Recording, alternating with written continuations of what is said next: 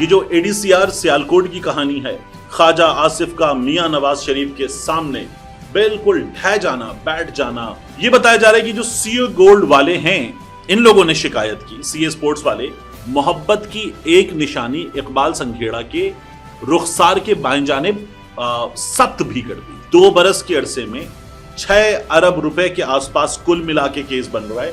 دعوے نہ کہ مریم نواز شریف برداشت نہیں کرے گی، یہ دعوے اہمی فضول کے دعوے۔ خواجہ آصف صاحب کا قریبی بندہ پکڑا گیا ہے اور خواجہ آصف صاحب ناراض ہیں، یہ بات درست ہے۔ مریم نواز شریف کے عہد میں میرٹ کی سنگین خلاف ورزی نظر آئی۔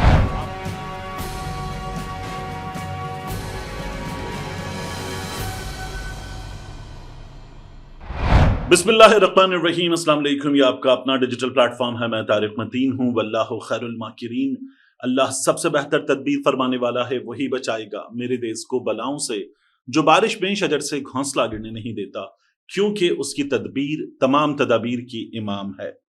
یہ جو ADCR سیالکوٹ کی کہانی ہے، خواجہ آصف کا میاں نواز شریف کے سامنے بالکل ڈھہ جانا، بیٹھ جانا اور بالکل شولڈرز ڈاؤن، بے یار و مددگار، ناراض، حسرت، یاسیت کی تصویر نظر آنا، اس کہانی میں اب کردار کون کون ہیں رنگ بھرتے ہوئے ہمیں نظر آ رہے ہیں، لیکن کچھ تضاد بھی ہے۔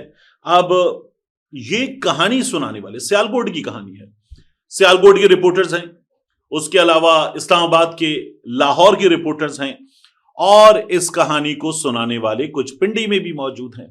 تو کہانی ہر طرف سے کیا بن رہی ہے آپ کے سامنے رکھتے ہیں، دلچسپ ہے۔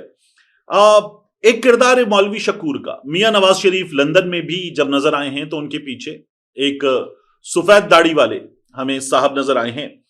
یہ صاحب جو ہیں میاں نواز شریف کے قریبی ساتھ ہیں، سیالکوٹ میں ان کے خواجہ آصف سے بھی بڑے اچھے تعلقات ہیں۔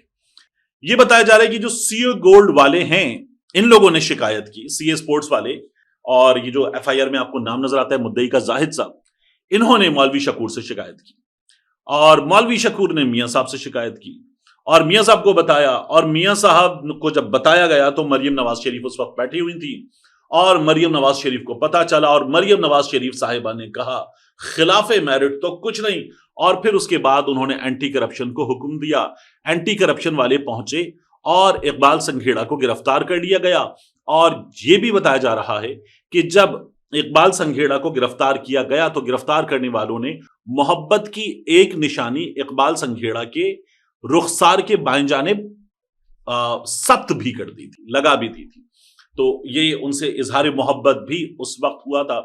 اب تک جو چیزیں ہمارے سامنے آ رہی ہیں اس میں رولیکس کی گھڑی، لینڈ کروزر گاڑی، 2 عدد پلاٹ، پھر اس کے بعد اخراجات کی مد میں کچھ 15 لاکھ روپے کے قریب، 68 کروڑ کی ایک رقم، پھر اس کے علاوہ باقی چیزیں، کل ملا کر جو کہانی ہے، جو مدعی بیان کرتے ہیں کہ ہم سے لے لیا گیا، یعنی کاروبار میں اس ملک میں کسی کو فیور دینے کے لیے، اس کی چیزیں اپروو کروانے کے لیے کام رشوت کے ذریعے ہوتا ہے، اور رشوت لوگ لیتے ہیں۔ رشوت اس ملک میں کروڑوں میں لی جاتی ہے، جب اربوں میں لی جاتی ہے تو بہت بڑی رشوت ہوتی ہے۔ یہاں یہ بتایا جا رہا ہے کہ تقریباً 2 برس کے عرصے میں 6 ارب روپے کے آس پاس کل ملا کے کیس بن رہا ہے جو رشوت لی گئی ہے۔ اب اس کہانی کو، یہاں تک کی کہانی کو سنانے والوں میں سیالکوٹ کے دوست بھی شامل ہیں، اور اس کو سنانے والوں میں لاہور کے اور اسلام آباد کے دوست بھی شامل ہیں۔ یہ ہم بات کر رہے ہیں رپورٹر دوستوں کی، جو یہ کہانی ہمارے سامنے رکھ رہے ہیں کہ مریم نواز شریف صاحبہ نے کہا خلاف میرٹ کچھ بھی نہیں۔ میں آپ کے سامنے جو چیزیں سامنے آ رہی ہیں نا وہ رکھ رہا ہوں۔ اس کہانی میں ہمیں ایک کردار اور نظر آتا ہے، وہ کردار ہمیں نظر آتا ہے اسلام آباد کے دوستوں کا اور پنڈی کے دوستوں کا۔ وہ یہ بتاتے ہیں کہ زاہد صاحب کی جانب سے شکایت مولوی شکور کو نہیں کی گئی، شکایت کہیں اور بھی کی گئی۔ ایک غیر سیاسی طاقتور ترین شخصیت سے شکایت کی گئی۔ اس غیر سیاسی طاقتور ترین شخصیت نے اینٹی کرپشن سے کہا، اور اینٹی کرپشن نے اس کے بعد یہ گرفتاری کی۔ دونوں کہانیاں آ کر اس جگہ ملتی ہیں کہ گرفتاری ہوئی ہے، اقبال سنگھیڑا نے کرپشن کی ہے۔ اقبال سنگھیڑا RO تھا سیالکوٹ میں 8 فروری کے الیکشن میں، پورا سیالکوٹ مسلم لیگ نون ہار گئی تھی اور مسلم لیگ نون کو جتوایا گیا تھا، اور ابھی بھی فاخر نشاد گھمن والے الیکشن میں بھی وہاں ڈبے بھرے گئے تھے، پوری پوری پرچیاں کاپیاں پولیس کی جانب سے یہ الزام ہے کہ ڈالی گئی تھی، اور تب بھی یہی موصوف اقبال سنگھیڑا آرو تھے۔ دونوں کہانیاں آ کر ملتی ہیں ان موصوف کی کرپشن پر۔ اب یہ جو کہانی سنائی جا رہی ہے نا کہ مریم نواز شریف نے کہا کہ میں خلاف میرٹ کچھ بھی نہیں کروں گی، مریم نواز شریف ان ایکشن، اس کہانی پہ اگر آپ یقین کرنے بیٹھیں کہ مریم نواز شریف خلاف میرٹ کچھ بھی نہیں کریں گی تو پھر آپ کو کچھ چیزیں دیکھنی پڑیں گی۔ ہر تھوڑے دن کے بعد پیپلز پارٹی ناراض ہوتی ہے، پیپلز پارٹی سے مذاکرات ہوتے ہیں، پیپلز پارٹی والے مان جاتے ہیں، تو جو کچھ ہو رہا ہے وہ خلاف میرٹ ہو رہا ہے یا میرٹ پر ہو رہا ہے۔ پھر اس کے بعد اگر آپ کو میرٹ اور خلاف میرٹ کی یہ کہانی دیکھنی ہے تو یہ جو پنجاب میں جس طرح سے کیسز کے فیصلے آ رہے ہیں ان کو دیکھیے، جس طرح سے اے ٹی سی کے جج بعد میں لگائے گئے ان کو دیکھیے، اور پھر آپ یہ بھی دیکھیے کہ کس طرح سے اس وقت صوبہ پنجاب میں پولیس کام کر رہی ہے 9 مئی کے معاملات پر بھی اور N T P T I معاملات پر بھی۔ یہ جو شہزاد فاروق ہے، میاں عباد فاروق کا بھائی، اس کو دیکھیے تو آپ یہ سارے تانے بانے جمع کریں اور آپ کو نظر آئے گا کہ مریم نواز شریف خلاف میرٹ کچھ کرتی ہیں یا نہیں کرتی۔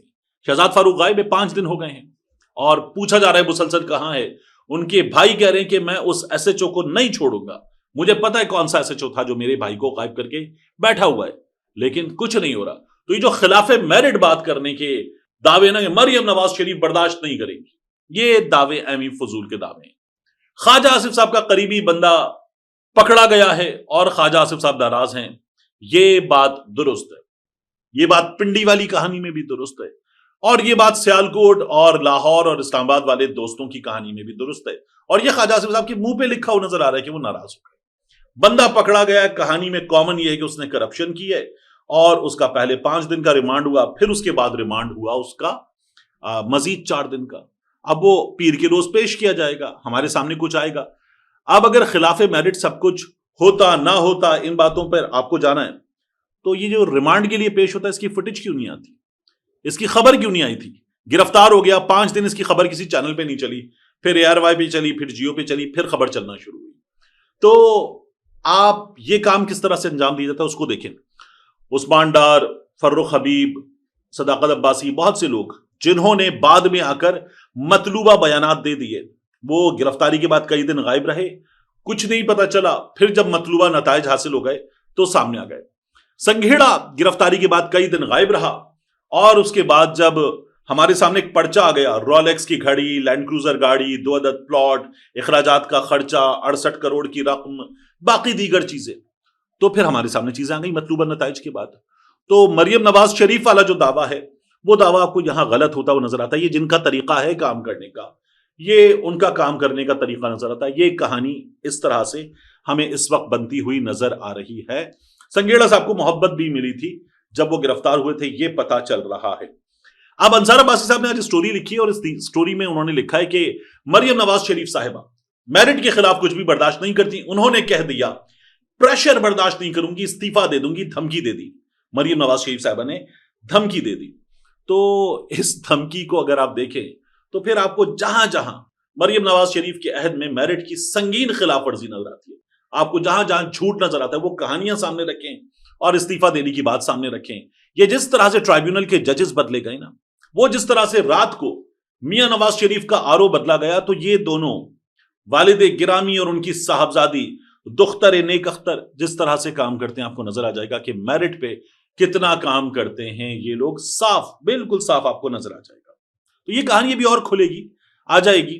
آج اسد طور جو ہے اس کو جب ایئرپورٹ پر جانے سے روکا گیا نا، تو میں دیکھ رہا تھا کہ یہ مریم نواز شریف صاحبہ، ان کے ساتھ شہباز شریف صاحب، فضل الرحمان صاحب، پھر دیگر لوگ، یہ گئے تھے اسد طور سے ملنے۔ الزام یہ تھا کہ کچھ ISI کے لوگ آئے تھے، انہوں نے گھر میں اسد طور کو گھس کے مارا پیٹا۔ اسد طور جو ہے وہ نشانہ بنا تھا، یہ سب گئے تھے۔